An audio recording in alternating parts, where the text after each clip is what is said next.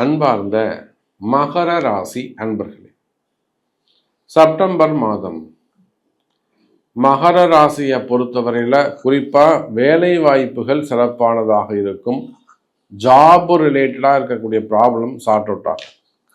ஏன் எடுத்த உடனே வேலை வாய்ப்புகளை பற்றி சொல்கிறோம் அப்படின்னா, இது நாள் வரையில் ராசிக்கு 9ஆம் இடத்தில் செவ்வாய் இருந்து வந்தார். மகர ராசிக்கு 9ஆம் இடத்தில் யாருங்க?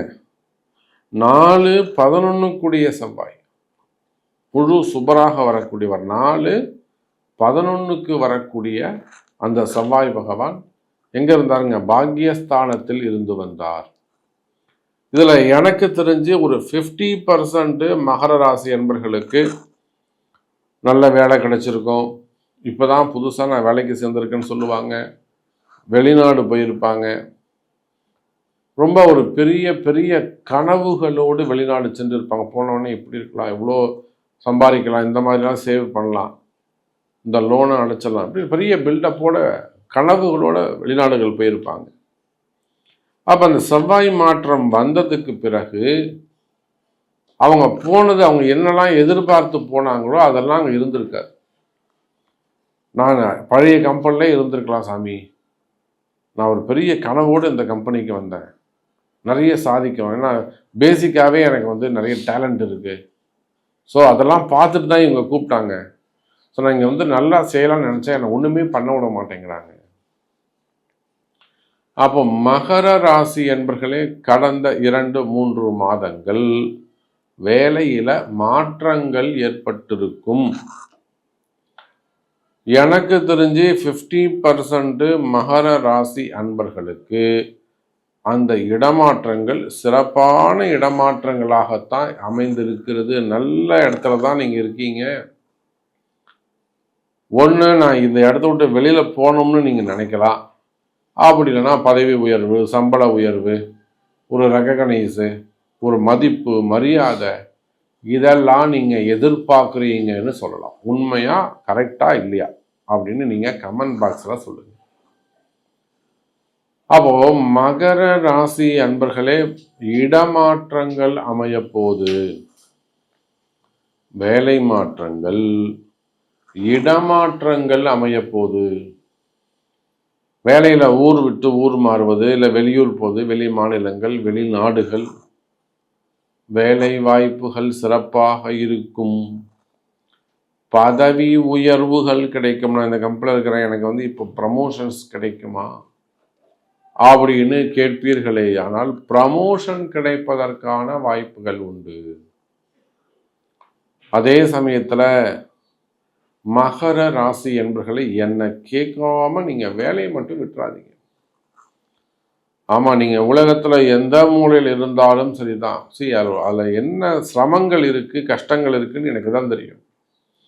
ஜோதிட ரகசியம் இருக்கு. நான் சொல்லக்கூடிய வார்த்தையில் நம்பிக்கை இருக்குமே ஆனால், அன்பு சகோதர சகோதரிகளே, எந்த சூழ்நிலையிலையும் வேலையை மட்டும் விட்டுடாதீங்க. கோபமாக இருந்தேன் சார், டென்ஷனாக இருந்தேன் சார், எனக்கு பிடிக்கவே இல்லை சார், விட்டுட்டேன் சார், சொல்லவே சொல்லாது. என்னை கேட்காம எதுவாக இருந்தாலும் சாமி கேட்டு சொல்கிறேங்க. ஒரு வாய்ஸ் நோட் போடுங்க வாட்ஸ்அப்பில். ஃபோனே பண்ணாதீங்க, வாய்ஸ் நோட் போடுங்க. அப்போ வேலையை மட்டும் விட்டுடாதீங்க. கொஞ்சம் டஃப் கொடுப்பார் சாமி. ஆனால் பாருங்கள், இந்த செப்டம்பர் மாதம் அந்த மாதிரியெல்லாம் வேலை செய்கிற இடத்துல திட்டமிட்டு செய்யக்கூடிய சில பிரச்சனைகள், சதிகள், கலகங்கள், குழப்பங்கள். அப்போ வேலையில் குழப்பங்கள் இருக்குமே ஆனால், எதிரிகளுடைய தொந்தரவுகள் இருக்குமே ஆனால், அது வீண் செய்யாத குற்றங்களுக்கான தண்டனைகள் நம்ம நிறைய பார்க்குறோம்.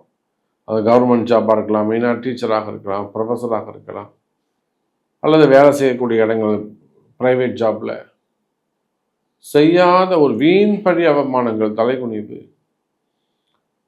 அதே போல் வேலையில் சஸ்பெண்ட் ஆகுது, அப்புறம் என்கொயரி நடக்கிறது. அன்றைக்கெல்லாம் ஒரு அரசு அதிகாரி சொல்கிறாருங்க, சார் நான் பெரிய அளவில் இருந்தாங்க சார்.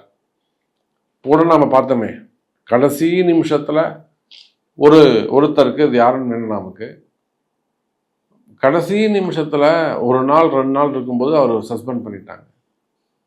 அப்பா ஐயா என்ன சொல்கிறாங்க கால் பண்ணி, சார் எனக்கு எந்த பெனிஃபிட்டும் கிடைக்காது, இதனால் என்ன ப்ராப்ளம்னாக்கா பெனிஃபிட் கிடைக்காது. சரி, அவங்க அதைத்தான் விரும்புகிறாங்க. இப்போ என்னுடைய 42 வருஷ சர்வீஸ், இந்த உழைப்பெல்லாம் வீணாக போகுது சாமி, இது வேணும்னு செஞ்சுருக்கிறாங்க, மகர ராசி நான் என்ன காப்பாற்றுங்க. அப்போ இது போல் வேலையில் வரக்கூடிய பிரச்சனைகள் இருக்குமே, ஆனால் கவலை வேண்டாம். அல்லது வேணும்னே உங்களை பதவி விட்டு தூக்கியிருக்கலாம், அதெல்லாம் என்கொயரி நடக்கலாம். ஸோ இந்த மாதிரியெல்லாம் பிரச்சனைகள் இருக்குமே, ஆனால் கவலை வேண்டாம். மகர ராசி அன்பர்களே, அதெல்லாம் சரி பண்ண முடியும். வாராகி இருக்கிறாள்,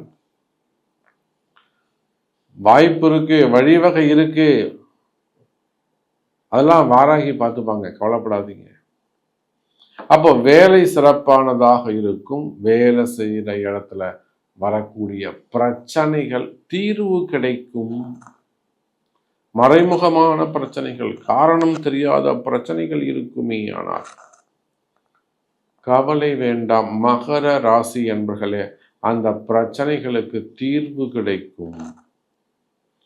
இன்னும் சொல்ல போனா மகர ராசி என்பர்களே, ராசிக்கு 7ஆம் இடத்தில் இருக்கக்கூடிய 5ஆம் அதிபதி சுக்கிரன், அங்க 5, 7 சம்பந்தப்படுது.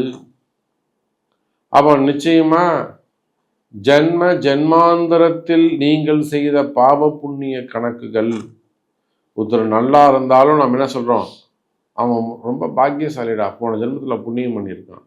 ஒருத்தன் ரொம்ப அழுதுன்னு உட்காந்துருக்காங்க, ரொம்ப பாவம் பண்ணியிருக்கான். அப்ப எப்படி இருந்தாலும் அங்க பூர்வ புண்ணிய கணக்குத்தான் வேலை செய்யுது. அப்படி பார்க்கின்ற பொழுது மகர ராசி அன்பர்களே, 5, 11 கூடிய சுக்கிரன், பஞ்சமாதிபதியாக வரக்கூடிய லாபாதிபதியாக வரக்கூடிய சுக்கிரன் 7ஆம் இடத்தில் அமர்ந்திருப்பது நல்ல யோகத்தை தருகிறது. அப்ப சுக்கிரன் சிறு பணக்காரன்னு சொன்னால் லட்சாதிபதி யோகம். அது 99 லட்சம் வரலாம் லட்சாதிபதி தான், அது 100ன்னு வந்துட்டா 1 கோடி. அப்ப சுக்கிரன் சிறு பணக்காரனாக இருந்தால் லட்சாதிபதி யோகத்தை கொடுக்கின்றான். நல்ல யோகத்தை 7ஆம் இடத்திலிருந்து மகர ராசியை பார்க்கிறார். 5, 11 கூடிய பூர்வ புண்ணியாதிபதி லாபாதிபதியாக வரக்கூடிய சுக்கிரன் 7ஆம் இடத்தில் இருந்து மகர ராசியை பார்க்கின்ற காரணத்தினாலே நல்ல தனவரவு பணவரவு இருக்கும். ஃபண்டு ரொட்டேஷன்ஸ் இருக்கும். கேட்ட இடங்கள்ல பணங்காசுகள் கிடைக்கும். நீங்க லோன் அப்ளை பண்ணியிருக்கலாம், லோன் ஏதாவது கேட்டிருக்கலாம். அந்த மாதிரி ஏதேனும் உங்களுக்கு பணங்காசுகள் வர வேண்டியதாக ரொம்ப நாளுக்கு முன்னாடி கொடுத்த பணங்காசுகளாக இருக்கலாம். அந்த மாதிரிலாம் பணங்காசுகள் வர வேண்டியது இருக்குமே, ஆனால் அவையெல்லாம் கூட இந்த செப்டம்பர் மாதம் அதிசயம் நடக்கும். வராத பணங்காசுகள் வந்து சேரும். பண கஷ்டங்கள் தீரும். கொடுக்க வாங்கல் பிரச்சனை, கடன், மெயினாக கடன் சுமைகள், கடன் பிரச்சனைகள், அது குடும்ப பெண்களாக இருக்கலாம். கணவனுக்கு தெரியாமல் எதா வாங்குறது, குடும்பத்துக்கு தெரியாமல் எதா போய் மாட்டிக்கிறது. அப்போ அந்த மாதிரி எல்லாம் பண பிரச்சனைகள் இருக்குமே, ஆனால் அதெல்லாம் கூட சரியாகும். இதெல்லாம் உங்க பிறப்பு ஜாதகத்தில் தெரிஞ்சிடும். அதுக்கெல்லாம் ஒரு சில வழிபாடுகள், எந்த கிரகத்தை பிடிக்கிறோமோ, எந்த கிரகத்துக்கு வழிபாடு செய்யணுமோ அதையெல்லாம் செய்வீர்களேயானால் நன்மை நடக்கும். எப்பொழுதும் போல குடும்பம் மகிழ்ச்சி, பிரிந்த உறவுகள் ஒன்று சேருதல், திருமண யோகம். திருமண யோகங்கள் கைகூடும். முதல் திருமணம், 2வது திருமணம், தடைப்பட்ட திருமணம், தள்ளிப்போன திருமணம், திருமண யோகங்கள் கைகூடும்.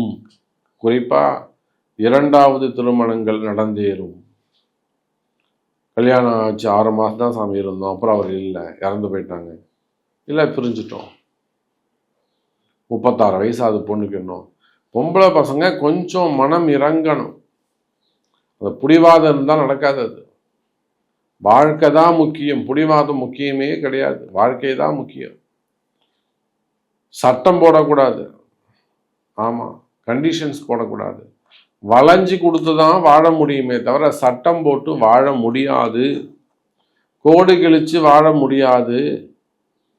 வளைஞ்சு கொடுத்தா தான் வாழ முடியுது. பொம்பளை பசங்க தெரிஞ்சுக்கணும், வயசை எண்ணி பார்க்கணும். அப்போ 2வது திருமணங்கள் நடைபெறும். அப்படி ஏதேனும் 2வது திருமணம் நடக்கணும் சாமி, இன்னும் நடக்காமல் இருக்கு, பொண்ணுகள் 40 வயசாகுது, 35 வயசாகுது, கவலையே படாதீங்கம்மா. அப்போ ஒரு முறை உங்கள் பிறப்பு ஜாதகத்தை கொண்டு என்ன கிரகம் எது கோளாறு பண்ணுது, எது தடை செய்யுது அப்படின்றத பார்த்து அதற்குரிய வழிபாடுகள், குலதெய்வ வழிபாடாக இருக்கலாம், இல்லை என்ன வழிபாடு வருதோ அதெல்லாம் செய்வீர்களே. ஆனால் 2வது திருமணம் அல்ல, அது 3வது திருமணமாக இருந்தால் கூட நல்லபடியாக நடக்கும், குடும்பம் மகிழ்ச்சியாக இருக்கும்.